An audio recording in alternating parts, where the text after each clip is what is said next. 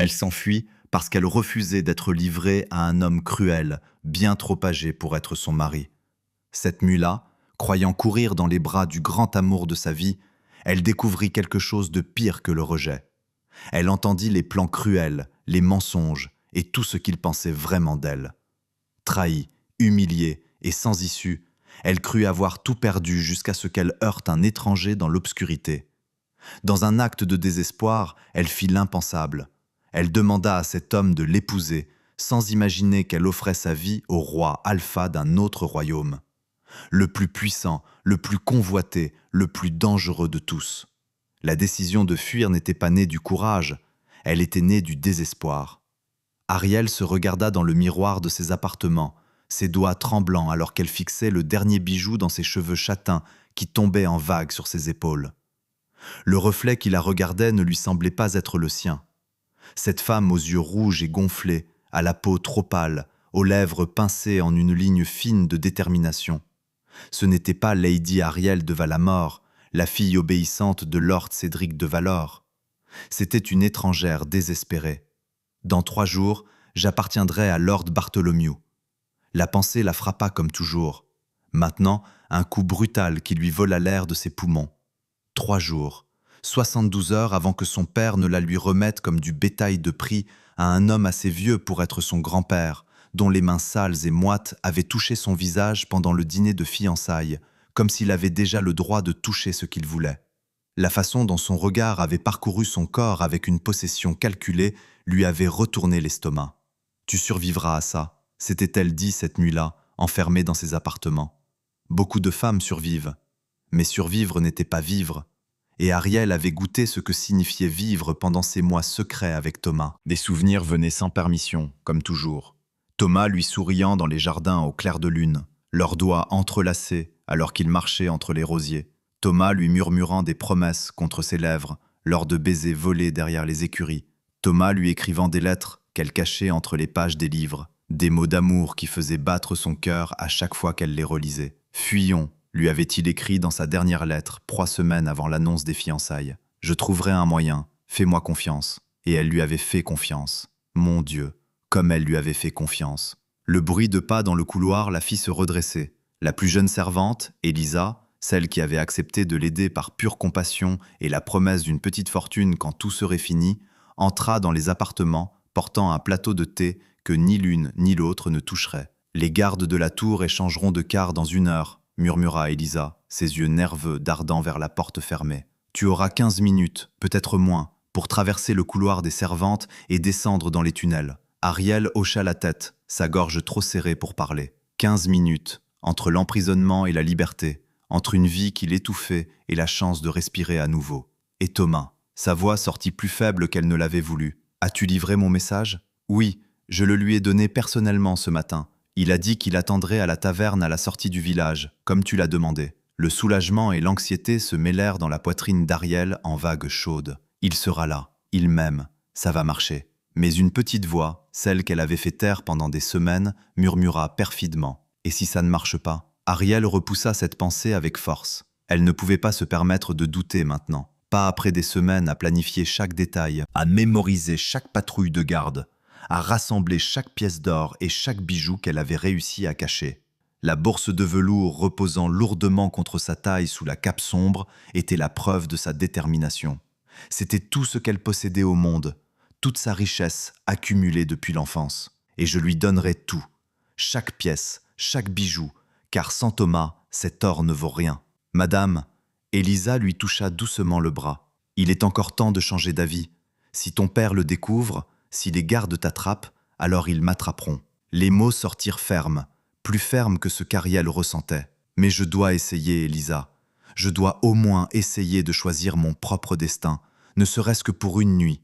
La servante hocha la tête, des larmes brillant dans ses yeux. Et que l'amour que tu cherches soit vrai, qu'il soit vrai. Les mots résonnèrent dans l'esprit d'Ariel alors qu'elle attendait, chaque minute s'étirant comme des heures. Elle passa mentalement en revue le chemin à travers les tunnels des servantes, ces passages étroits et poussiéreux qu'elle avait découverts enfant lors d'explorations que sa gouvernante aurait jugées inconvenantes pour une jeune dame. Combien de fois s'était-elle cachée là, prétendant être une aventurière échappant à des dragons imaginaires ? Elle n'avait jamais pensé qu'elle utiliserait un jour ces tunnels pour échapper à un vrai dragon, un dragon portant le visage de son propre père. Lord Cédric de Valamor n'était pas un homme cruel par nature. Il ne battait pas ses serviteurs, ne régnait pas avec une tyrannie évidente. Mais son ambition était froide et calculée, et sa seule fille avait toujours été, à ses yeux, un outil politique à utiliser au bon moment. Le mariage avec Lord Bartholomew apporterait des terres, de l'influence, une alliance qui renforcerait la position de Valamor parmi les royaumes du Nord. La colère brûlait vive dans la poitrine d'Ariel, repoussant temporairement la peur. Elle avait passé 20 ans à être façonnée, préparée, polie pour ce but précis. Leçons d'étiquette, cours de danse, formation à la gestion du foyer. Tout cela pour qu'elle soit l'épouse parfaite pour n'importe quel noble que son père choisirait. Mais personne ne lui avait jamais demandé ce qu'elle voulait. Personne ne s'était soucié que son cœur appartienne à quelqu'un d'autre. Un doux coup à la porte la fit sursauter. Élisa entra à nouveau, le visage pâle. « Il est temps, madame. Les gardes viennent de partir pour la tour Est. L'heure de choisir. » Ariel se leva, ses jambes instables, mais fonctionnelles.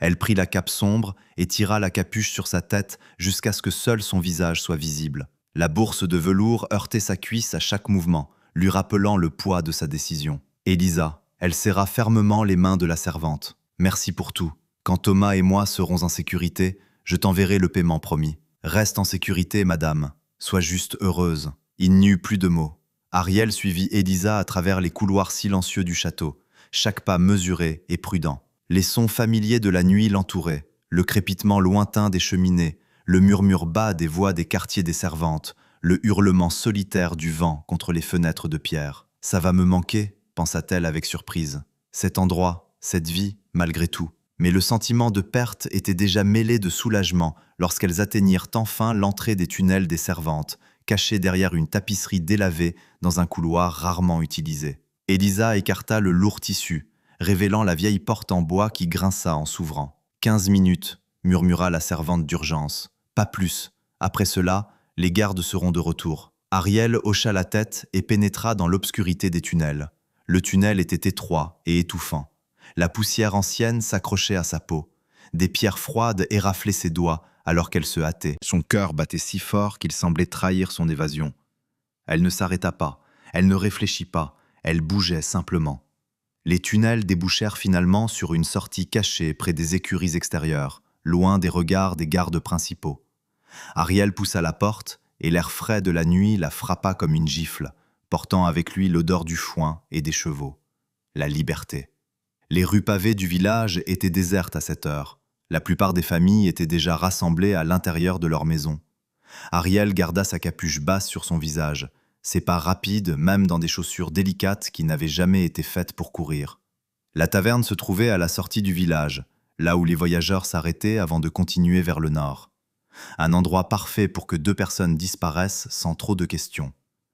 Thomas sera là, il l'a promis. Les lumières chaudes de la taverne apparurent devant, des voix et des rires s'échappant par les fenêtres. Ariel ralentit son pas, se forçant à respirer plus calmement. Elle ne pouvait pas entrer en ayant l'air d'une folle désespérée, même si c'était exactement ce qu'elle ressentait. Sa main toucha à nouveau la bourse de velours, sentant son poids réconfortant. « Ça va marcher, je lui donnerai l'argent. Nous fuirons avant l'aube, et demain nous serons assez loin pour que mon père ne nous retrouve jamais. » Elle poussa la porte de la taverne. La chaleur la frappa d'abord, l'odeur de la bière, de la fumée et des corps moites. La taverne était animée pour un soir de semaine. Des tables remplies d'hommes jouant aux dés et partageant des chopes. Quelques femmes servant des boissons avec des sourires fatigués. Personne ne regarda 2 fois la silhouette encapuchonnée qui entra. Les yeux d'Ariel balayèrent la pièce, cherchant. Où est-il? Où? Et puis elle le vit. Thomas était assis dans un coin sombre, sa silhouette familière penchée sur une table avec 2 autres hommes. Le sourire sur son visage était large, animé d'une manière qu'Ariel voyait rarement. Il est venu, il est vraiment venu. Mais le soulagement fut rapidement remplacé par la confusion. Il avait amené d'autres personnes. Pourquoi? L'inquiétude grandit dans sa poitrine. Ils étaient censés fuir immédiatement. Il n'y avait pas de temps pour les conversations sociales. Chaque minute passée là-bas était une minute de plus pour que les gardes découvrent son absence. Peut-être que ce sont des gens qui nous aideront, elle essaya de se convaincre. Peut-être qu'il a organisé le transport ou...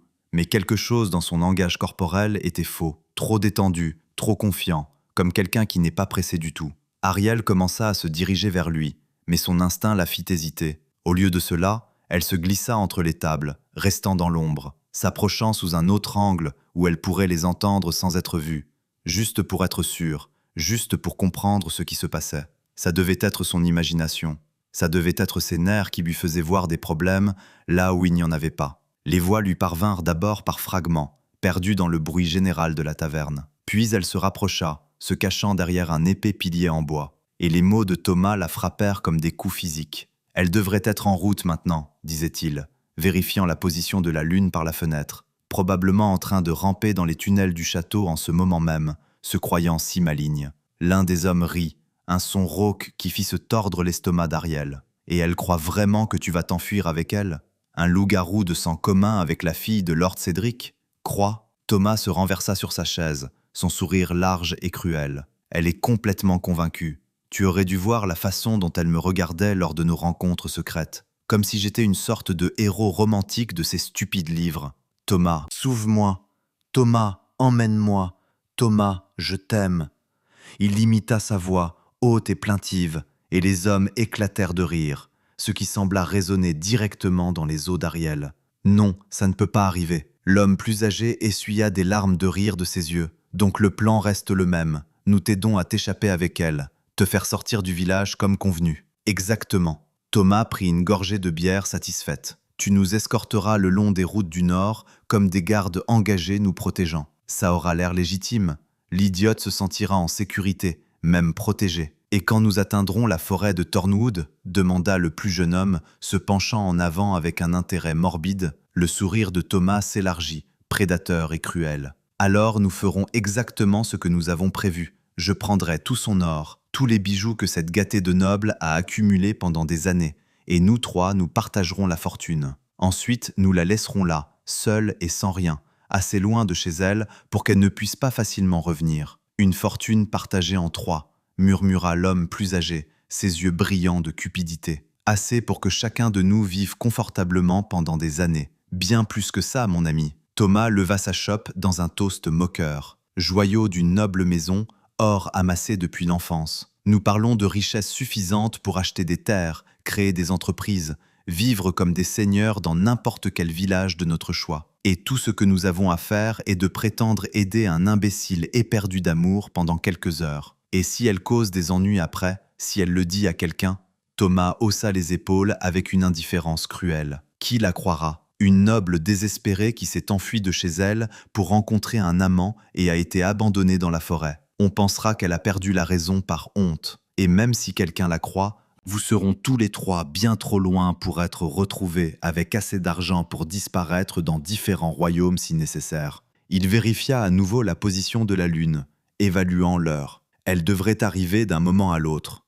J'ai hâte de voir ce regard éperdu dans ses yeux stupides quand j'apparaîtrai tout inquiet de notre grande évasion romantique. Ce sera presque trop divertissant. Les trois hommes rirent, un son bas et conspirateur qui se mêlait au bruit de la taverne. Les jambes d'Ariel faiblirent presque. Elle dut s'appuyer contre le pilier pour ne pas tomber. Sa main se pressa sur sa bouche pour étouffer tout son qui pourrait s'échapper. Des mois perdus. Son esprit luttait pour traiter, pour comprendre. Les baisers, les promesses, les lettres qu'elle avait gardées contre son cœur. Tous des mensonges. Tout un plan soigneusement élaboré pour voler sa fortune. Et pire encore, il n'avait pas été seul dans cette affaire. Il y avait des complices, un complot élaboré. La douleur était physique. Un poids écrasant dans sa poitrine qui rendait la respiration impossible. Des larmes lui brûlaient les yeux, mais elle les cligna furieusement. Pas ici, pas devant eux. Elle devait partir. Elle devait s'échapper avant de perdre complètement le contrôle, avant que Thomas ne la voie et ne mette en scène cette performance cruelle. Mais lorsqu'elle recula d'un pas, le monde tourna dangereusement. La trahison, l'humiliation, le désespoir renouvelé de réaliser qu'elle était de retour au point de départ, sans plan, sans aide, sans bijoux. Ariel baissa les yeux vers la bourse de velours toujours nouée à sa taille. Tout ce qu'elle possédait au monde. La fortune que Thomas et ses complices prévoyaient de lui voler avec de faux sourires et un acte d'évasion romantique élaboré. Non, la douleur commença à se transformer en autre chose. Quelque chose de plus froid, une colère plus vive. une colère pure et brûlante qui sécha ses larmes et durcit quelque chose en elle. Ils ne m'auront pas mon argent, pas mon humiliation continue, pas la satisfaction de me laisser briser dans une forêt. Mais que ferait-elle maintenant? Retourner au château? Affronter le mariage avec Bartholomew sans aucune issue? La pensée lui donna la nausée. Il doit y avoir une autre solution. Elle se retourna, marchant à l'aveuglette vers la porte de la taverne. Elle avait besoin de réfléchir, de respirer, de trouver une solution avant qu'il ne soit trop tard. Les bijoux étaient toujours avec elle. Cela signifiait qu'elle avait encore des options, encore un moyen d'acheter sa liberté. Mais comment? Comment? Quand le seul plan que j'avais vient d'être révélé, non seulement comme un mensonge, mais comme un piège cruel. Les larmes revinrent, silencieuses et chaudes, coulant sur son visage alors qu'elle poussait la porte et sortait dans l'air froid de la nuit. Le monde extérieur semblait trop lumineux, trop réel. La lune trop lumineuse pour l'obscurité qui la consumait. Ariel commença à marcher sans direction, ayant simplement besoin de bouger, de mettre de la distance entre elle et ces voix qui riaient de sa naïveté, qui complotaient sa ruine. Mais ses pieds trébuchèrent sur les pierres inégales de la rue, sa vision brouillée par les larmes, rendant impossible de voir clairement. C'est alors qu'elle heurta quelqu'un. L'impact fut solide, assez fort pour la faire perdre l'équilibre. Elle allait tomber, allait finalement s'effondrer complètement. Mais une main se referma fermement autour de son bras, arrêtant sa chute. « Attendez !» La voix était profonde, autoritaire, portant un poids d'autorité qui fit instinctivement geler Ariel. Mais il y avait aussi autre chose en elle, une douceur inattendue qui contrastait avec la fermeté de la prise. « S'il vous plaît !» Sa propre voix sortit brisée, désespérée. « S'il vous plaît, laissez-moi partir. J'ai besoin de partir. » Elle essaya de dégager son bras, mais la main ne se relâcha pas. Elle ne faisait pas mal, n'était pas violente, mais elle était ferme, inébranlable. « Vous pleurez ?» Ce n'était pas une question, c'était une observation énoncée avec une certitude absolue. Ariel garda les yeux fermés, refusant de regarder qui que ce soit qui la tenait. « Cela ne vous regarde pas. S'il vous plaît, regardez-moi. » Il y avait un ordre dans ces mots, mais aussi quelque chose qui sonnait sincèrement préoccupé. Des doigts touchèrent doucement sous son menton, appliquant la plus légère pression pour soulever son visage. Pendant un long moment, Ariel résista. Elle garda les yeux fermés, tourna son visage autant qu'elle le put loin de cette touche douce mais insistante. Mais finalement, trop épuisée pour continuer à se battre, elle céda. Elle ouvrit les yeux. L'homme devant elle lui coupa le souffle. Il était grand, facilement une tête et demie au-dessus d'elle, avec de larges épaules qui remplissaient le beau manteau qu'il portait. Mais c'étaient ses yeux qui la captivaient, ambre pur brillant à la lumière des torches de la rue comme de l'or en fusion, étudiant son visage avec une intensité qui lui fit oublier de respirer.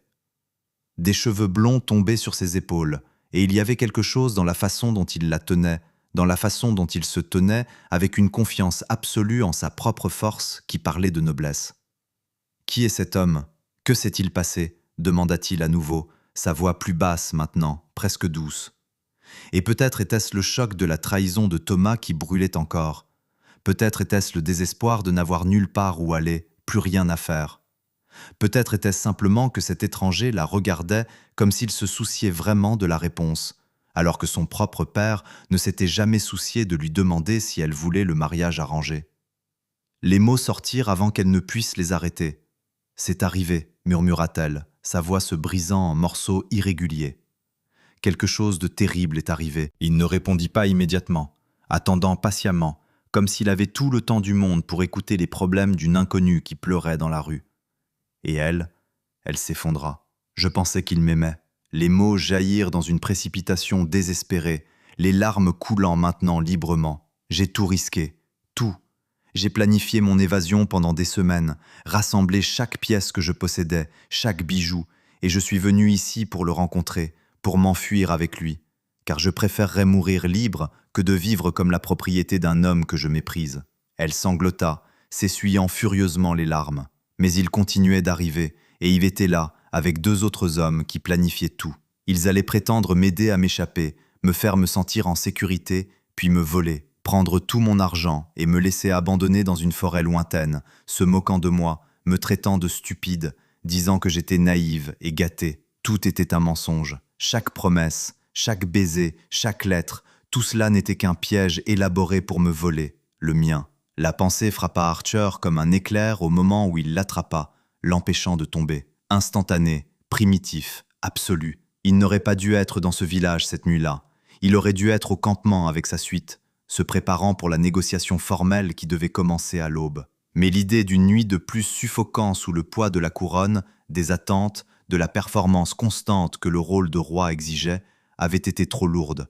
Alors il s'était glissé dehors. Vêtu de vêtements simples, bien qu'incontestablement fins pour tout œil attentif, voulant seulement marcher, respirer, être un homme pendant quelques heures avant que le rôle du roi Archer de Thornhaven ne l'engloutisse à nouveau. Et puis elle entra en collision avec lui. La bête en lui reconnut quelque chose en elle avant que son esprit conscient ne puisse rattraper. Et quand elle ouvrit enfin les yeux, ses yeux bruns, profonds, meurtris et pleins d'une douleur si brute, quelque chose en lui sut simplement.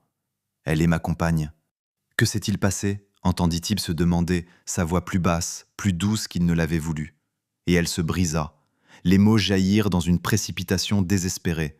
La trahison, l'homme qui avait prétendu l'aimer pour lui voler sa fortune, les complices qui prévoyaient de l'abandonner dans une forêt lointaine, le mariage forcé qui l'attendait dans 3 jours. À chaque mot, la colère d'Archer grandissait, chaude, dangereuse. Le grognement qu'il avala au fond de sa gorge aurait fait fuir les hommes. Ses doigts se resserrèrent légèrement autour de son bras. Pas assez pour faire mal, mais assez pour que la bête en lui sente qu'il tenait ce qui lui appartenait. Qui osait poser la main sur elle ? Qui osait planifier de lui faire du mal ? Mais il se retint, força chaque muscle à se détendre, força sa voix à rester calme, pendant qu'il la laissait tout déverser, parce qu'elle était brisée, vulnérable, et pousser quoi que ce soit maintenant, même la protection, serait juste une autre façon de lui ôter ses choix.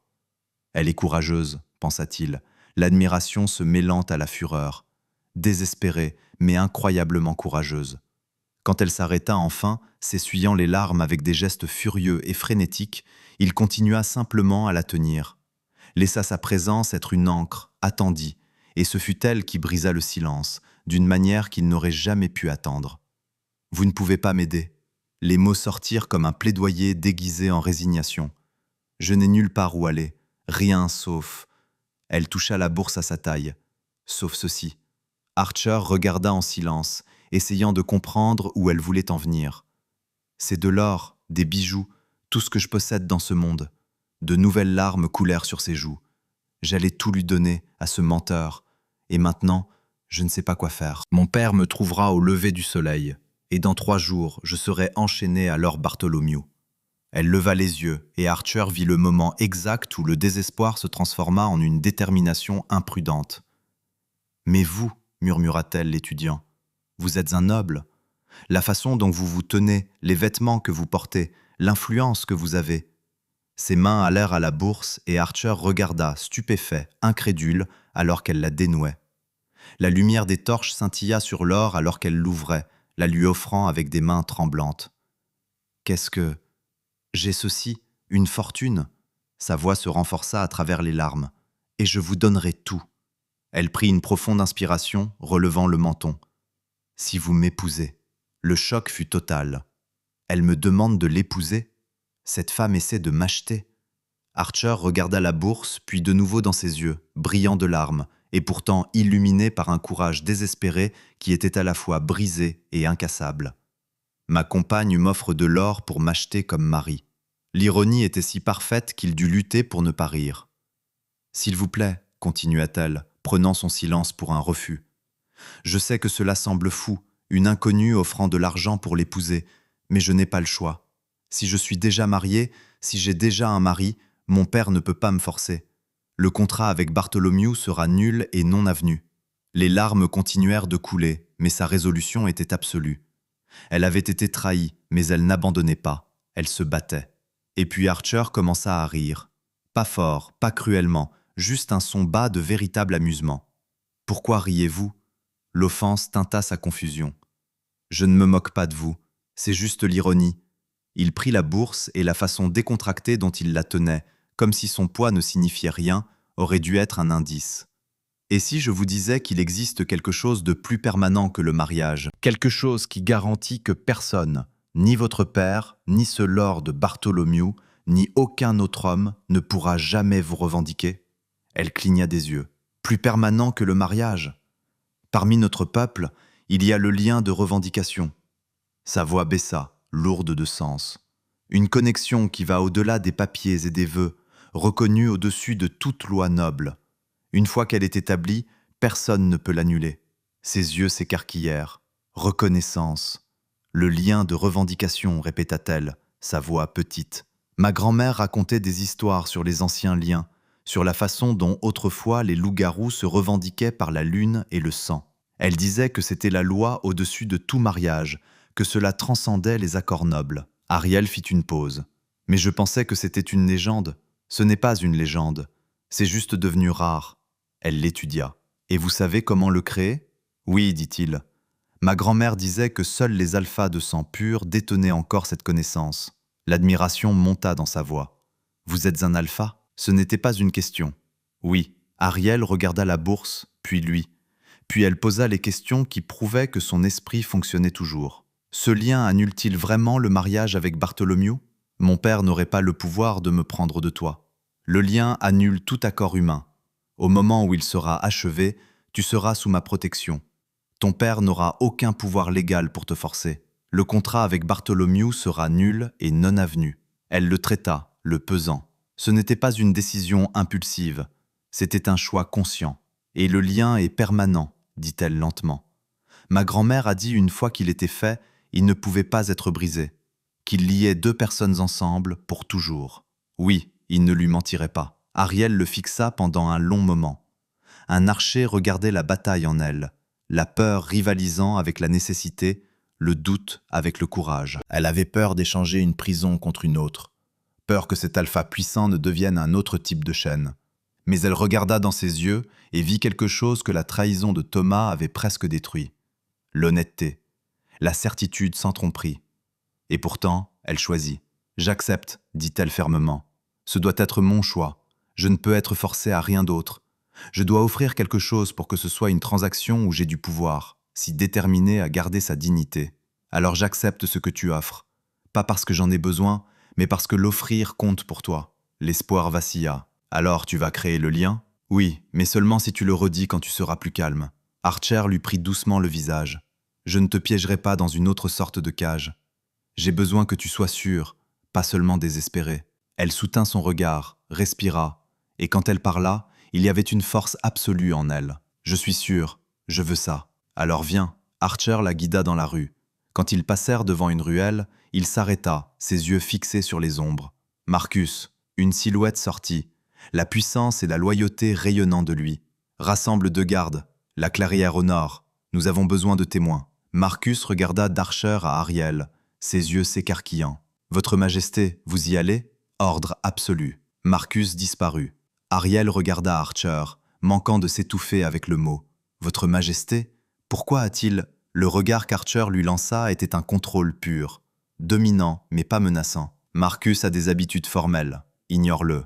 Mais elle ne l'ignora pas. « Votre Majesté ?» Le mot planta des graines de questions. La clairière s'ouvrit sous la pleine lune, baignée d'argent. Marcus attendait avec deux gardes.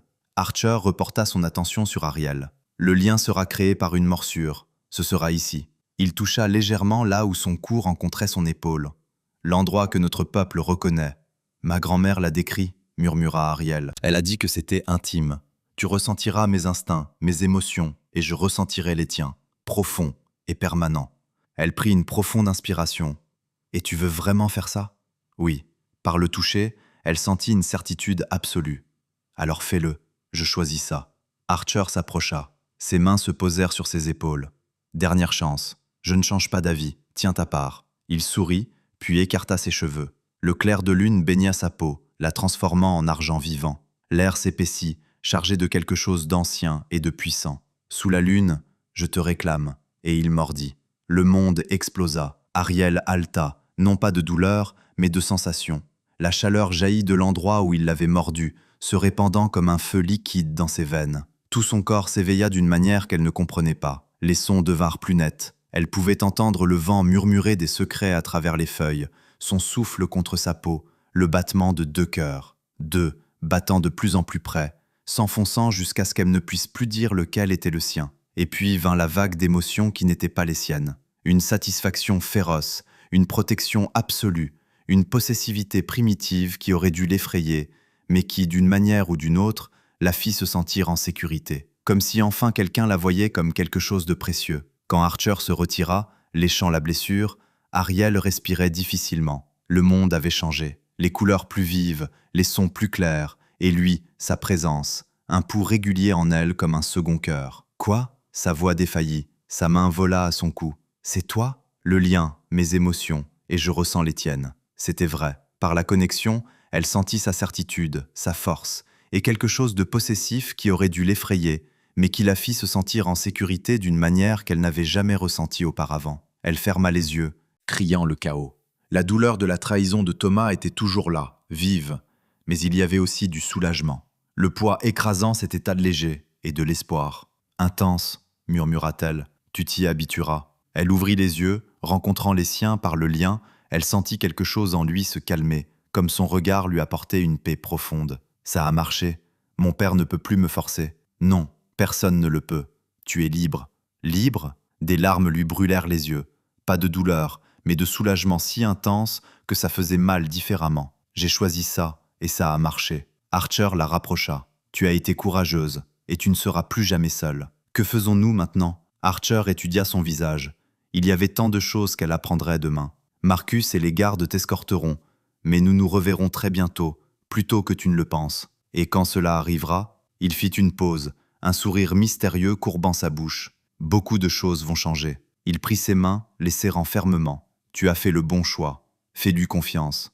Et fais confiance que, quoi que tu apprennes demain, je suis toujours de ton côté. L'intensité de ces mots la fit frissonner. Par le lien, elle sentit des couches de sens qu'elle ne pouvait déchiffrer. Je te fais confiance. Ces mots traversèrent Archer comme une lame bénie. Confiance. Après avoir été trahie si brutalement, elle le regarda avec des yeux clairs, ignorant que ce qui les liait allait bien au-delà du lien de possession qu'ils venaient de former. Elle ne le reconnaissait pas. Pas encore. Son cœur était si fixé sur cette canaille, Thomas, si brisé par la trahison, que lorsque ses instincts primaires crièrent mat au moment où ils se touchèrent, elle était trop aveuglée par la douleur pour l'entendre, pour sentir l'appel qui résonnait à travers chaque fibre de son être. Elle est Maluna, et elle n'en a aucune idée. L'ironie était presque poétique. Ayn avait offert de l'or pour acheter un mari de convenance, sans jamais réaliser qu'elle offrait des trésors à un homme qui considérait déjà chacune de ses respirations plus précieuse que tous les royaumes du monde. Mais il attendrait. Il la laisserait découvrir cela à son propre rythme. Demain apporterait suffisamment de révélations. Son identité, son royaume, le poids de la couronne qu'il portait. Elle n'avait pas besoin du fardeau supplémentaire de savoir que le destin l'avait liée à lui avant même qu'elle ne puisse choisir. D'abord, elle avait besoin de guérir. Ensuite, elle verrait ce qu'il avait vu dès le début. Marcus s'approcha. « Madame, nous devons y aller. » Elle hésita. « Je ne connais même pas votre nom. » Archer sourit, promettant des surprises. « Tu le sauras demain. Pour l'instant, repose-toi. » Le voyage de retour sembla surréaliste. Marcus et les gardes traitèrent Ariel avec une révérence qui la laissa confuse. Pourquoi me regarde-t-il comme ça? Par le lien, elle sentit Archer à distance. Satisfaction, certitude, protection féroce et paix. De retour au château, Ariel s'allongea, sa main touchant la marque. Par le lien, elle pouvait sentir Archer, solide comme un roc. « Qui es-tu? Pourquoi tout le monde te traite-t-il comme ça? Pourquoi Marcus t'appelle-t-il votre majesté ?» Mais les questions pouvaient attendre. La marque pulsa sous ses doigts, et pour la première fois depuis des semaines, Ariel dormit sans peur. L'aube vint bien trop tôt. Ariel se réveilla au toucher doux d'Elisa, qui lui secouait l'épaule. La voix de la servante était empreinte d'urgence. « Madame, vous devez vous réveiller. Votre père exige votre présence dans le grand hall immédiatement. » Le cœur d'Ariel se serra, mais ensuite, par le lien, elle sentit quelque chose, une présence calme et solide pulsant avec une certitude absolue. Archer. Même à distance, la connexion entre eux était une encre. « Pourquoi ?» demanda Ariel en s'asseyant. « Que s'est-il passé ?» Elisa avait l'air nerveuse, tordant son tablier dans ses mains. « Il y a un visiteur important. Tous les nobles du château ont été convoqués. Votre père a dit que c'était une affaire d'une importance diplomatique capitale. Combien de temps me reste-t-il ? 1 demi-heure au plus. Votre père est extrêmement agité, madame. Je ne l'ai jamais vu comme ça. Ariel hocha la tête, se levant déjà. Sa main alla instinctivement à son cou, touchant la marque qui pulsait encore de chaleur. Par le contact, elle sentit une autre vague du lien, quelque chose qui ressemblait presque à de l'amusement. « Qu'est-ce que tu complotes, Elisa ? J'ai besoin d'une robe à col haut, la plus formelle que nous ayons. » La servante alla à la garde-robe et revint avec une robe en velours vert foncé avec un col orné. Pendant qu'elle aidait Ariel à s'habiller, ses yeux étudièrent sa maîtresse avec curiosité. « Madame, dit Elisa avec hésitation, heureusement que vous avez renoncé à fuir. Si votre père l'avait découvert... » Ariel toucha la marque cachée sous le col, sentant la chaleur qui y battait. « Je n'ai pas renoncé, Elisa, j'ai juste trouvé une autre issue. » La servante fronça les sourcils, confuse, mais ne la questionna pas. Le grand hall était bondé quand Ariel arriva. Des nobles de tout valor avaient été convoqués, vêtus de leurs plus beaux habits, tous chuchotant avec curiosité. L'air était épais de tension et d'attente. Lord Bartholomew était là, son corps massif drapé de soie coûteuse. Quand ses yeux croisèrent ceux d'Ariel, il sourit, un sourire possessif qui lui retourna l'estomac. « Dans 3 jours, j'étais censé être la sienne, mais plus maintenant. » Thomas était là aussi, vêtu en serviteur, positionné parmi les autres ouvriers du château. Quand leurs yeux se croisèrent, il lui fit un clin d'œil, un geste de complicité qui indiquait clairement qu'il la considérait toujours comme la folle amoureuse. La colère d'Ariel brûlait froidement dans sa poitrine. Il sera jugé. Lord Cédric, son père, se tenait au centre du hall, visiblement troublé. Il ajusta ses vêtements, vérifia les positions, aboya des ordres aux serviteurs. La sueur brillait sur son front malgré le froid matinal. Qui pouvait le rendre si nerveux ? « Ariel !» appela son père, la faisant signe de s'approcher. « Tu as l'air présentable. Bien. Le roi Archer de Thornhaven nous honore de sa présence pour d'importantes négociations territoriales. Tu te conduiras avec la plus grande dignité, compris ?» Ariel hocha la tête. Son père était Lord Cédric de Valor, un dirigeant puissant, mais pas un roi. Et il était sur le point de négocier avec l'un des rois les plus puissants des terres de loup-garou. Pas étonnant qu'il soit nerveux. « Oui, père, tiens-toi là. » Il désigna un espace parmi les autres nobles. « Et ne parle pas à moins qu'on ne t'adresse directement la parole. » Ariel obéit, prenant sa place là où on lui avait indiqué. Par le lien, elle sentit une présence se rapprocher. Archer, il était tout près maintenant, très près. Son cœur s'accéléra. Est-il parmi l'entourage, caché, observant ? Les minutes s'étirèrent. Le hall était dans un silence tendu, tout le monde attendait. Et puis, cela arriva. Ariel se déplaça légèrement, ajustant sa posture, et le col de sa robe glissa. Une vieille servante debout à proximité le vit en premier. Ses yeux s'écarquillèrent. « Madame !» murmura-t-elle d'urgence, atteignant le col d'Ariel. « Votre col est... il est bien. » Ariel essaya de reculer, mais la servante redressait déjà le tissu, et elle le vit. La marque, indubitable, profonde, fraîche. La servante haleta, le son beaucoup trop fort dans le silence du hall. Lord Cédric s'arrêta au milieu d'une conversation avec un noble et se retourna brusquement. « Qu'y a-t-il » La servante était devenue pâle, sa bouche s'ouvrant et se fermant. Puis finalement, « Monseigneur, votre fille, elle porte une marque. » La glace inonda les veines d'Ariel. Tout le hall sembla se figer, les conversations mourant alors que tout le monde se tournait pour la fixer. Lord Cédric traversa la distance en foulée furieuse, saisit Ariel par l'épaule et lui tira le col vers le bas sans cérémonie. La marque fut exposée à la vue de tous. Parfaite, fraîche, indubitable. Une morsure de possession placée exactement là où la tradition des loups-garous l'exigeait. Le silence qui suivit fut absolu. Puis Lord Cédric explosa. « Qu'est-ce que c'est ?» Sa voix tonna, furieuse et incrédule. « Ariel, qu'as-tu fait ?» Elle leva le menton, refusant de se recroqueviller, même si tous les yeux étaient tournés vers elle. « J'ai pris le contrôle de mon propre destin. » « Le contrôle ?» Son visage devint rouge. « Tu es marqué par un lien de possession. Qui a osé te toucher sans ma permission ? Personne ne me touche sans ma permission, » répondit Ariel, l'acier dans la voix. « J'ai consenti pleinement et en connaissance de cause. J'ai choisi cela. » Lord Bartholomew s'avança, le visage tordu. « Elle est ruinée, notre contrat est nul. »« C'était le but, » dit Ariel, le regardant droit dans les yeux. « Je prendrai n'importe quoi plutôt que de t'appartenir. » La gifle vint rapidement. La main de son père frappa sa joue avec assez de force pour lui faire tourner la tête sur le côté. La douleur éclata, vive et brûlante, s'épanouissant sur sa peau, laissant une marque rouge immédiate. « Tu as tout ruiné !» criait son père. « Maintenant, des années de négociations, de planification,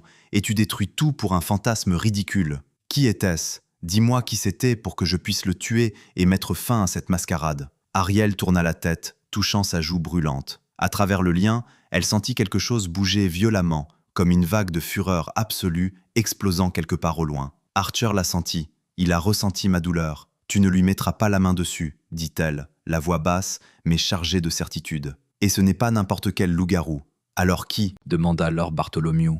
« Quel audacieux serviteur a eu l'outrecuidance de... » La porte de la grande salle s'ouvrit en claquant et le monde d'Ariel changea complètement. Archer entra et il n'y avait plus rien de simple en lui. Il portait une tenue royale, des tissus noirs et dorés qui criaient le pouvoir et la lignée, une cape flottant derrière lui comme des ailes. Ses cheveux blonds étaient partiellement tirés en arrière, révélant un visage à la fois d'une beauté dévastatrice et d'une impitoyabilité absolue. Et ses yeux ambrés qu'il avait regardés avec douceur, brûlés maintenant d'un feu doré, une fureur à peine contenue émanant de lui par vagues qui firent instinctivement reculer tous les loups-garous présents dans la salle. Non, ce n'est pas possible. Mais c'était le cas. Marcus entra à ses côtés, portant les couleurs de Thornhaven, et derrière eux, une suite de gardes royaux, chacun portant des armes et des blasons. Toute la salle tomba dans une profonde révérence.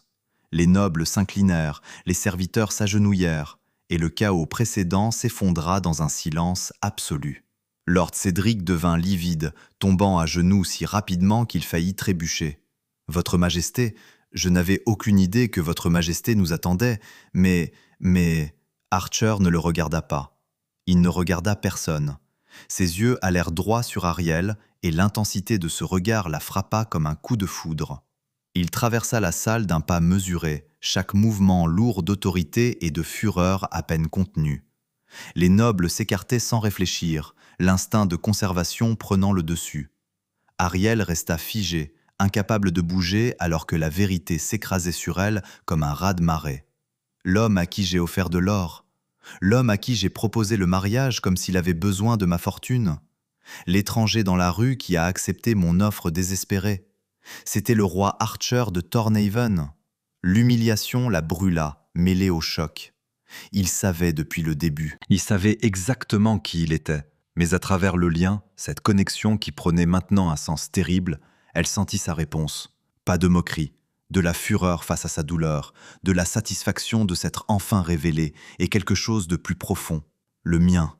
Quelqu'un a touché ce qui est à moi. Archer s'arrêta juste devant elle, si près qu'elle pouvait sentir la chaleur de son corps, le pouvoir qui émanait de lui. Et puis, avec une douceur qui contrastait violemment avec la fureur qui pulsait à travers le lien, il leva la main et toucha sa joue, où l'empreinte rouge de la gifle était encore visible. Ses doigts étaient doux, mais elle sentit le tremblement de la rage contenue en eux. Qui, sa voix sortit basse et dangereuse, résonnant dans la salle silencieuse, a osé te faire du mal. Lord Cédric, toujours à genoux, devint encore plus pâle. Toute la salle sembla retenir son souffle. Personne ne répondit. La peur était épaisse dans l'air. Archer ne quittait pas Ariel des yeux, mais sa question suivante s'adressait à la pièce.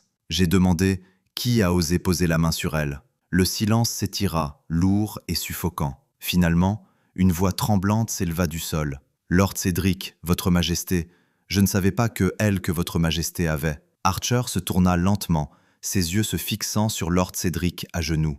Toi. Ce n'était pas une question, c'était une accusation. Tu l'as frappée ? Je ne savais pas, balbutia Lord Cédric. Ma fille, elle s'est marquée sans permission, a ruiné des années de planification. Je ne savais pas que c'était Votre Majesté qui... Ah, le mot était glacial. Donc, tu aurais eu la permission de la frapper si elle n'était pas ma compagne ?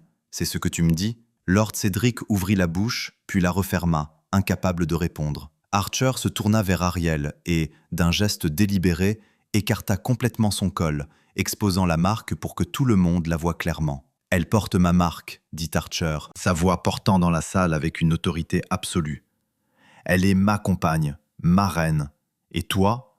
il regarda Lord Cédric, « viens de faire l'erreur de la blesser. » La salle éclata de murmures choqués. « Reine !» Il l'appelait reine. À travers le chaos, Ariel entendit des chuchotements. « La compagne du roi. Elle sera la reine de Thornhaven. » Le roi Archer n'avait jamais choisi auparavant. Lord Cédric tremblait visiblement. « Votre Majesté, je vous supplie de me pardonner. Je ne savais pas qu'elle était votre fille. » Archer le coupa, sa voix comme de l'acier. « N'est plus à toi de commander ou de punir. Elle est sous ma protection.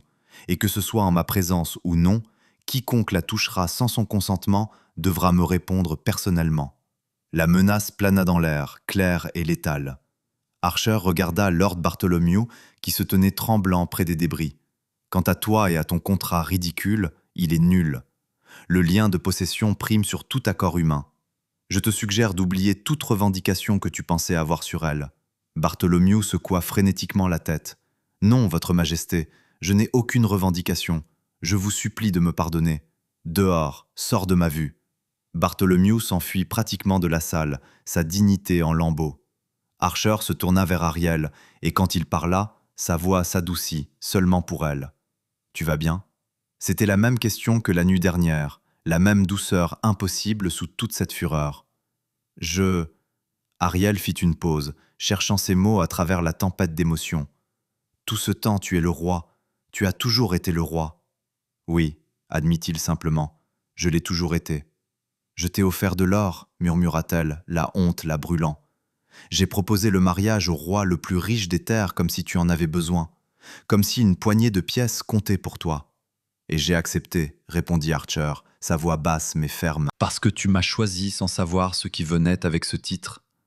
Tu as été assez courageuse pour prendre le contrôle de ton destin, pour faire une proposition désespérée mais honnête, et cela compte plus que n'importe quelle couronne. » À travers le lien, elle sentit son absolue sincérité. Il n'y avait pas de moquerie, seulement un profond respect et quelque chose d'autre, quelque chose de féroce et de possessif, qui la faisait se sentir en sécurité comme jamais auparavant. « Viens, » dit Archer, lui tendant la main. « Tu dois quitter cette salle, et je dois m'éloigner de ton père avant que ma patience ne s'épuise complètement. » La menace voilée était indéniable. Ariel regarda la main tendue, regarda la salle pleine d'yeux stupéfaits, regarda son père, toujours à genoux, visiblement terrifié, et elle plaça sa main dans la sienne.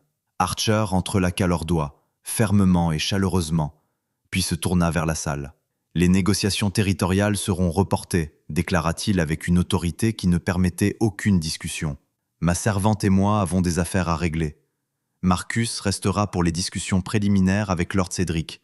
Je reviendrai quand je serai prêt. » Marcus s'inclina, bien que ses yeux gardent encore la surprise de tout ce qu'il avait vu. « Comme vous voudrez, Votre Majesté. » Archer guida Ariel hors de la salle, les doigts entrelacés aux siens, sa présence stable et protectrice à travers le lien. Et alors que les portes se refermaient derrière eux, Ariel entendit la salle éclater en une conversation frénétique, des voix choquées essayant de comprendre l'impossible chose qu'elle venait de voir.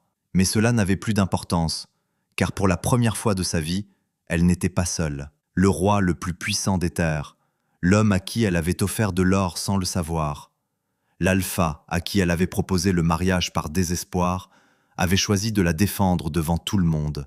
Il l'avait choisi. Ariel s'arrêta dans le couloir, retirant sa main de la sienne. Elle le guida à travers les couloirs, les serviteurs passant, s'arrêtant pour s'incliner profondément en les voyant, mais aucun n'osait les interrompre.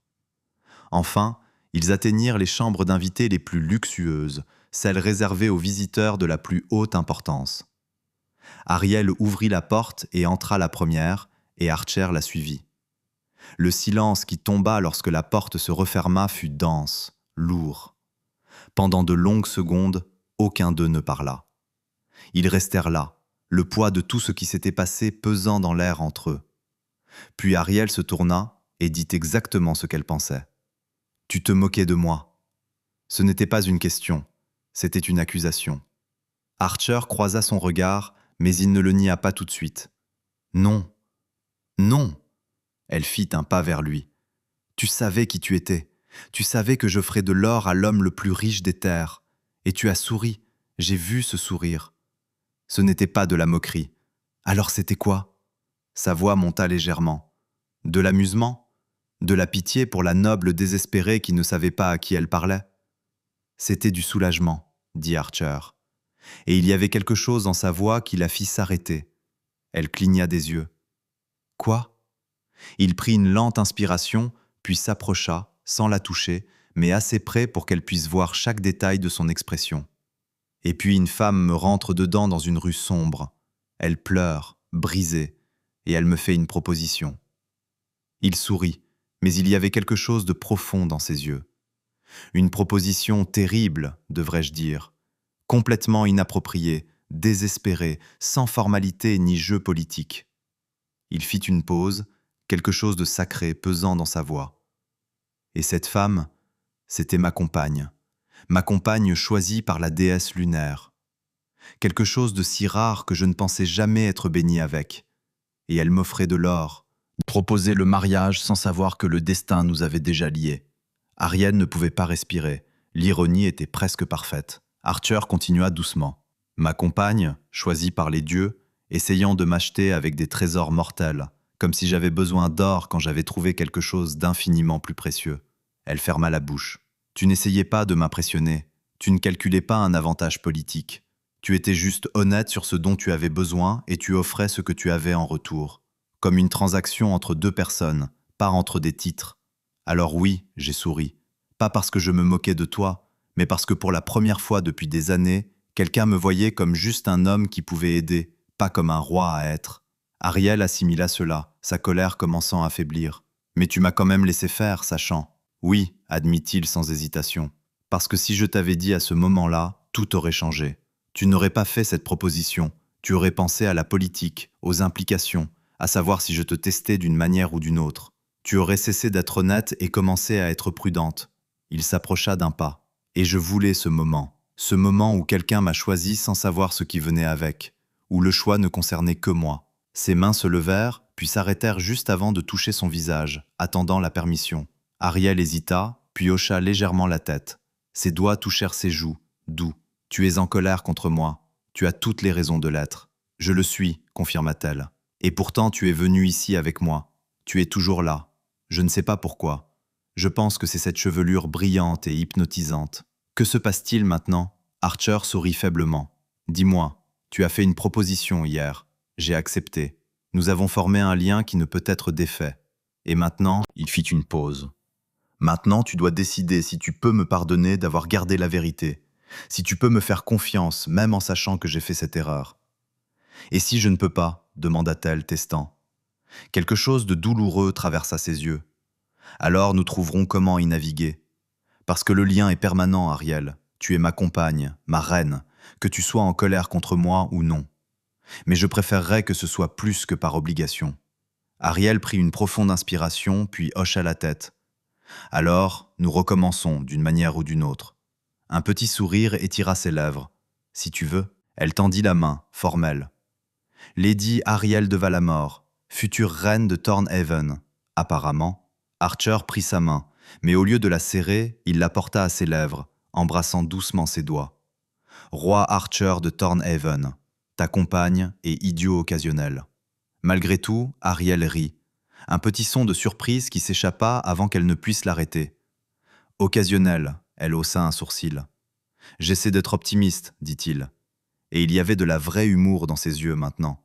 Et puis, parce qu'elle ne pouvait pas résister, parce que le lien pulsait de quelque chose de chaud et de réel entre eux, parce qu'il la regardait comme si elle était la chose la plus précieuse qu'il ait jamais vue, Ariel se pencha et l'embrassa. C'était hésitant au début, juste un doux effleurement, une question, un test. Mais Archer répondit immédiatement. Un son grave s'échappa de sa gorge, tandis qu'une de ses mains glissait à l'arrière de sa tête, ses doigts s'emmêlant dans ses cheveux. L'autre alla sur son dos, la rapprochant avec une urgence qui lui coupa le souffle. Le baiser s'approfondit rapidement, se transformant en quelque chose de plus intense, de plus nécessaire. Ariel haleta contre ses lèvres, et Archer en profita, inclinant la tête, changeant l'angle, l'approfondissant encore plus. Ce n'était plus doux, c'était la faim, le besoin, Tout ce qui avait été retenu depuis la nuit précédente, enfin libéré. Sa main dans ses cheveux se resserra légèrement, la tenant exactement où il la voulait, contrôlant l'angle, la profondeur. L'autre glissa le long de son dos, ses doigts pressant à travers le velours de sa robe, sentant chaque courbe, la rapprochant si près qu'il n'y avait plus d'espace entre leurs corps. Ariel sentit ses jambes faiblir, mais Archer la tint fermement, fort, inébranlable. Ses mains montèrent sur sa poitrine, sentant le muscle solide sous le tissu, puis glissèrent à son cou, ses doigts s'enfonçant dans ses cheveux, le rapprochant, plus profondément, exigeant plus. Archer grogna contre sa bouche, un son grave et primal vibrant à travers elle, et soudain, ils bougèrent. Il la guida en arrière jusqu'à ce que ses épaules touchent le mur, puis la pressa contre lui, son corps solide et chaud effaçant tout espace entre eux. Une main resta dans ses cheveux, gardant sa tête à l'angle exact qu'il voulait. L'autre glissa le long de la courbe de sa taille, de sa hanche, ses doigts pressant avec une possessivité qui aurait dû l'effrayer, mais qui ne fit que la faire fondre. Le baiser était dévastateur, profond et dévorant, lui volant l'air de ses poumons et le remplaçant par un feu liquide. Sa bouche bougea contre la sienne avec une urgence désespérée, sa langue explorant, réclamant, la marquant de manière à ne laisser aucune cicatrice visible, mais qu'elle sentirait pour toujours. Ariel ne pouvait pas penser, ne pouvait pas respirer. Elle ne pouvait que sentir, sa chaleur l'enveloppant complètement, la force de ses mains, son goût sur sa langue, quelque chose de sauvage et de sombre qui lui donnait envie de plus, toujours plus. Quand ils se séparèrent enfin, tous deux étaient essoufflés, leurs fronts pressés l'un contre l'autre, leurs cœurs battant à l'unisson à travers le lien. « Arel !» murmura Archer, sa voix complètement brisée. Elle ouvrit lentement les yeux, rencontrant les siens. L'ambre s'assombrit, flamboyant d'une faim qui lui serra l'estomac. « Je suis toujours en colère contre toi, » murmura-t-elle, mais les mots n'avaient aucune force réelle. Archer sourit, lent, dangereux, promettant des choses qui firent battre son cœur plus vite.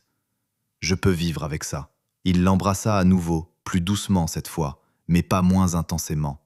Et à travers le lien, Ariel sentit tout, son désir, mais aussi la protection, la possessivité, la fierté en elle, et quelque chose de plus profond qu'elle n'était pas prête à nommer encore. Quand ils se séparèrent à nouveau, Archer posa son front contre le sien, ses doigts toujours emmêlés dans ses cheveux. Ariel ferma les yeux, sentant le lien pulser entre eux, cette connexion qui allait bien au-delà de ce qu'elle avait initialement compris. Comment ai-je pu ne pas le voir ? La vérité la frappa avec une clarté soudaine. Cette nuit-là, dans la rue sombre, quand il l'avait tenue pour la première fois, la reconnaissance avait été là, primitive, compagne absolue. Mais elle avait été tellement consumée par la trahison de Thomas, tellement aveuglée par la douleur, tellement brisée par l'amour qu'elle avait donné au mauvais homme, qu'elle ne pouvait pas le sentir, ne pouvait pas entendre ce que ses instincts lui criaient. Elle avait offert de l'or à sa compagne destinée sans le reconnaître. Et maintenant, son cœur commençant à guérir, la douleur de Thomas se transformant en un souvenir lointain plutôt qu'en une plaie ouverte, elle le sentait clairement, complètement. Ce lien n'était pas seulement le lien de réclamation qu'elle avait demandé, c'était le lien de compagne. La reconnaissance qui aurait dû se produire au premier contact, mais que son cœur brisé ne pouvait pas traiter. Il savait, réalisa-t-elle avec une certitude absolue à travers la connexion. Il l'avait senti depuis le début, et pourtant, il avait attendu, l'avait laissé guérir, l'avait laissé le choisir sans le poids de savoir que le destin les avait déjà liés. « Tu es à moi », dit-il doucement. Et ce n'était pas une question, c'était une déclaration, une promesse, un vœu. « Et je suis à toi. Peu importe à quel point tu es en colère, cela ne change rien. »« Non », accepta doucement Ariel, sentant la vérité de cela à travers le lien. « Cela ne change rien. » Archer recula légèrement, bien que sa main tienne toujours sa taille. « Il y a quelque chose que je dois faire, dit-il, et quelque chose dans son ton fit se redresser Ariel. « Quoi, Thomas ?» dit Archer, le nom sortant comme un grognement sourd. « Il est toujours au château, et il doit répondre de ce qu'il a fait. » Le nom tomba entre eux comme une pierre jetée dans l'eau calme, envoyant des ondulations. Ariel sentit quelque chose de froid la traverser. Elle avait presque oublié, perdue dans les dernières minutes. « Qu'allez-vous faire ? Un procès public ?» Ses yeux se durcirent. « Je veux que tout le monde voie que te trahir a des conséquences, que planifier de te blesser a un prix. » Il fit une pause, étudiant son visage. « Mais seulement si tu le veux. le choix est le tien. À travers le lien, Ariel sentit sa fureur, contrôlée mais absolue, et elle sentit aussi le respect, la façon dont il attendait sa décision. « Je veux être là, dit-elle, sa voix ferme. Je veux le voir répondre de ses actes. Je veux le regarder dans les yeux et ne rien ressentir, ni amour, ni douleur. » La fierté brilla dans les yeux d'Archer. « Alors c'est ce que nous ferons. » Il s'écarta, alla à la porte et l'ouvrit. Marcus se tenait de l'autre côté comme s'il avait attendu. « Rassemblez-vous dans le hall, » ordonna Archer. « Tous les nobles, tous les serviteurs qui souhaitent être témoins. Il y aura un procès dans 1 heure. Thomas, fils de William le forgeron. Il doit être arrêté immédiatement pour trahison, complot de vol et planification de l'abandon d'une noble dame. »« Il est déjà détenu, monseigneur, » dit Marcus. Et Ariel regarda Archer avec surprise. Il se tourna vers elle. « J'ai ordonné son arrestation dès que je suis entré dans le château et que j'ai senti ta douleur à travers le lien. Avant même d'atteindre le hall, j'ai commandé qu'il trouve l'homme qui avait planifié de te trahir. » Ses yeux se durcirent. 1 heure plus tard, le grand hall était à nouveau plein. Mais cette fois, c'était différent. La convocation avait été large, pas seulement pour les nobles, mais pour quiconque souhaitait être témoin. Serviteurs, gardes, villageois de la ville. Le hall était bondé, les gens se pressant pour voir. La nouvelle s'était répandue rapidement. Le roi Archer allait présider un procès. Sa compagne, la future reine, serait présente, et l'accusé était Thomas, le fils du forgeron, que beaucoup connaissaient. Ariel entra main dans la main avec Archer, et cette fois, il n'y avait aucune honte dans ses pas. Tête haute, épaules en arrière, la marque clairement affichée. 2 trônes avaient été placés, un pour le roi et un pour elle, pour la reine. Archer l'aida à s'asseoir d'abord, un geste délibéré qui ne passa pas inaperçu par la foule, puis prit sa place à ses côtés. Quand leurs mains se rencontrèrent sur l'accoudoir entre les trônes, leurs doigts se lacèrent naturellement. Le message était clair. Marcus s'avança, sa voix portant à travers le hall. « Nous sommes réunis pour le procès de Thomas, fils de William, forgeron de Valamor. Il est accusé de trahison envers une noble dame, complot de vol de propriété et planification d'abandon dans des circonstances dangereuses. » Un murmure parcourut la foule. « Les accusations sont graves, » continua Marcus. « Et comme ce crime implique Lady Ariel de Valamor, compagne revendiquée de Sa Majesté, le roi Archer de Tornaven, ce procès sera mené selon les lois de Tornaven, sous la présidence de Sa Majesté. » Il fit une pause, laissant l'attente s'installer. « Amenez le prisonnier. » Les portes s'ouvrirent. Des gardes entrèrent, traînant Thomas entre eux.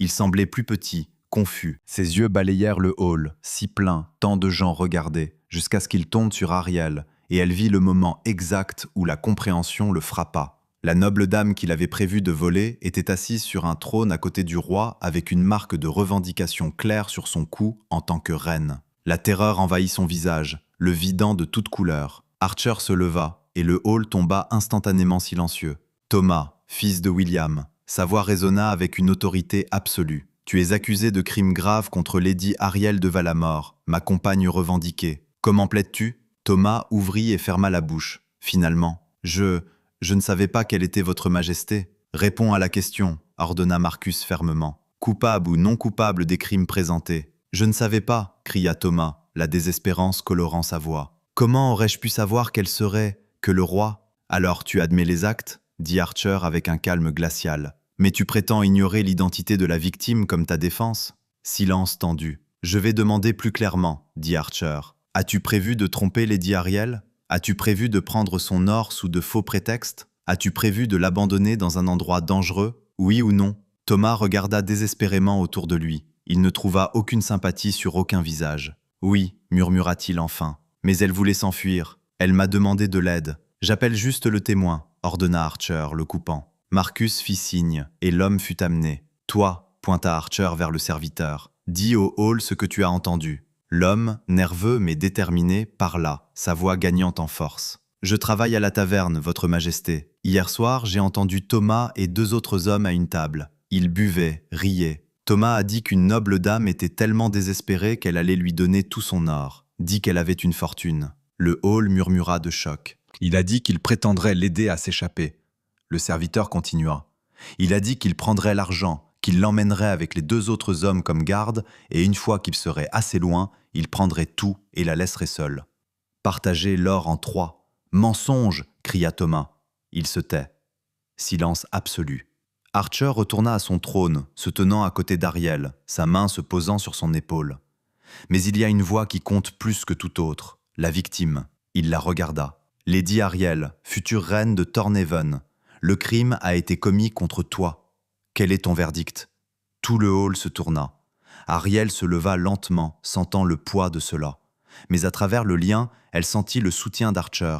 Elle descendit les marches, s'approchant de Thomas, et elle ressentit de la pitié. Seulement de la pitié. « Tu m'as traité de folle, dit-elle, sa voix portant clairement. Et peut-être que j'ai été folle de faire confiance, folle de croire que ce que nous ressentions était réel. » Elle s'arrêta devant lui. « Mais j'ai appris quelque chose. Être assez courageux pour faire confiance, pour espérer, ce n'est pas de la faiblesse, c'est de la force. Parce qu'après que tu m'aies trahi, j'ai encore eu le courage d'essayer à nouveau. » Sa voix devint plus forte. « J'ai fait une proposition désespérée à un étranger. J'ai tout offert sans aucune garantie.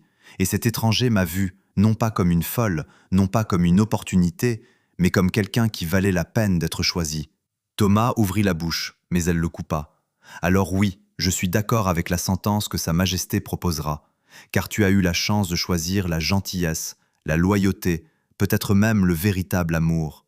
Et tu as choisi la cupidité, tu as choisi la cruauté. » Elle se retourna, marchant d'un pas ferme. « Et maintenant, vous vivrez avec les conséquences. » La salle a éclaté en applaudissements.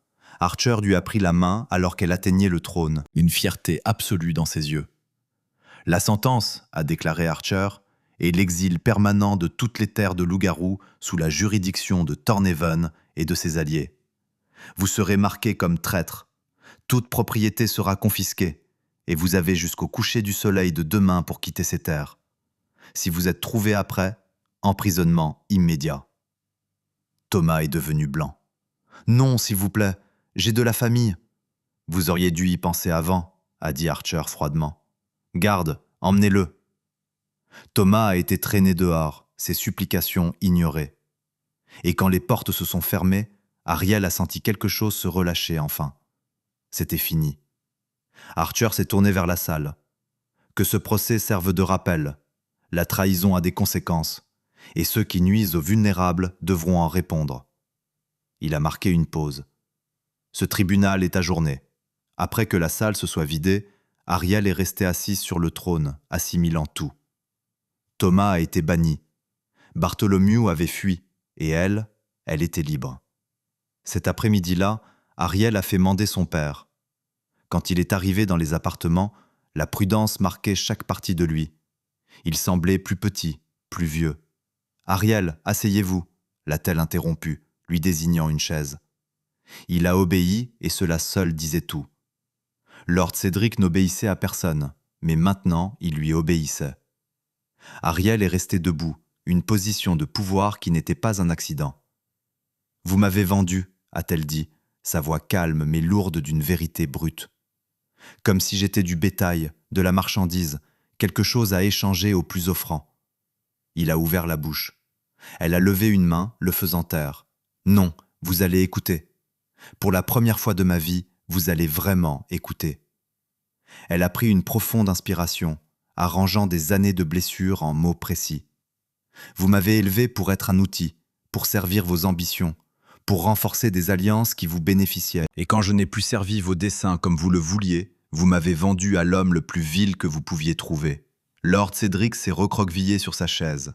Mais Ariel a continué, et il y avait de la force dans sa voix maintenant. « J'ai survécu, pas grâce à vous, malgré vous. J'ai trouvé mon propre courage. J'ai fait mes propres choix, et j'ai trouvé ma propre voie. » Elle s'est dirigée vers la table, prenant un document que Marcus avait préparé ce matin-là. Elle l'a posé devant son père. « Ceci est une renonciation officielle. Valamor renonce à toute prétention sur moi, à toute autorité, à tout droit d'interférer dans ma vie. » Il a regardé le document, puis elle. « Et cette clause, a indiqué Ariel, spécifie que toute tentative d'interférence, toute tentative d'utiliser mon nom à des fins politiques, toute tentative de me contrôler par l'intermédiaire de Thornhaven entraînera la rupture immédiate des échanges et des alliances. » Marcus a été très clair sur le fait que Thornhaven soutiendra pleinement cela. Lord Cédric a pris le document avec des mains visiblement tremblantes.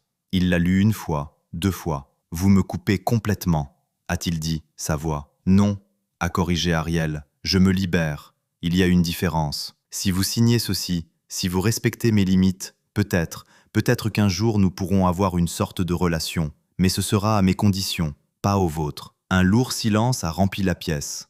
Lord Cédric a regardé le document, puis la fille qu'il reconnaissait à peine. La fille obéissante avait disparu. À sa place se tenait une femme qui imposait le respect. Une reine. « a-t-il commencé, la voix brisée. « Ariel, je suis désolé. » Elle a attendu, ne l'aidant pas, n'adoucissant pas. « Pas seulement pour vous avoir vendu, » a-t-il continué, les mots venant avec difficulté. « Bien que je le regrette aussi, mais pour ne jamais vous avoir vu, pour ne jamais vous avoir demandé ce que vous vouliez, pour avoir passé toute votre vie à vous traiter comme une pièce sur un échiquier au lieu de ma fille. » Des larmes ont rempli ses yeux, réelles, pas manipulatrices. J'ai fait ce que mon père a fait à moi, ce qui a été fait à des générations de notre famille, et je ne me suis jamais arrêté pour me demander si c'était mal, si cela vous faisait du mal. J'ai juste suivi le schéma. Il s'est essuyé les yeux rudement, ses mains tremblant encore. Vous méritiez mieux. Vous méritiez un père qui vous protège, pas un qui vous vende. Et j'ai complètement échoué.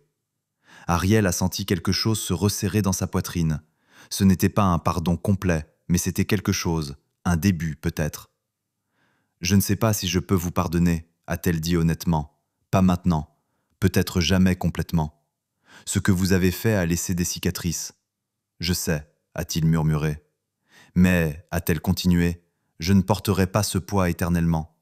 Je ne laisserai pas ce que vous avez fait définir qui je suis. » Elle a pointé le document. « Signez et laissez-moi avancer. » Lord Cédric a pris la plume. Ses mains tremblaient tellement qu'il a failli renverser l'encre, mais il a signé.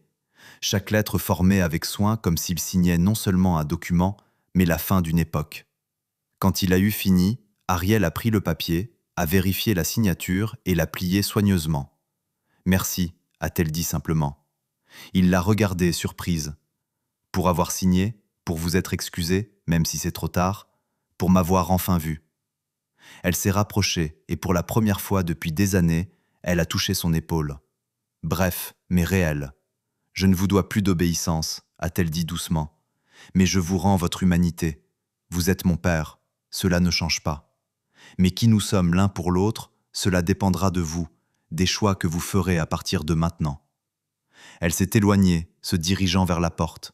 « Au revoir, père. » Ce n'était pas à bientôt. Ce n'était pas nous parlerons bientôt. C'était au revoir, final, définitif. Lord Cédric est resté assis, regardant sa fille partir. Et pour la première fois depuis des décennies, il a pleuré. Ariel a trouvé Archer dans la cour le lendemain matin, déjà en attente à côté de la calèche.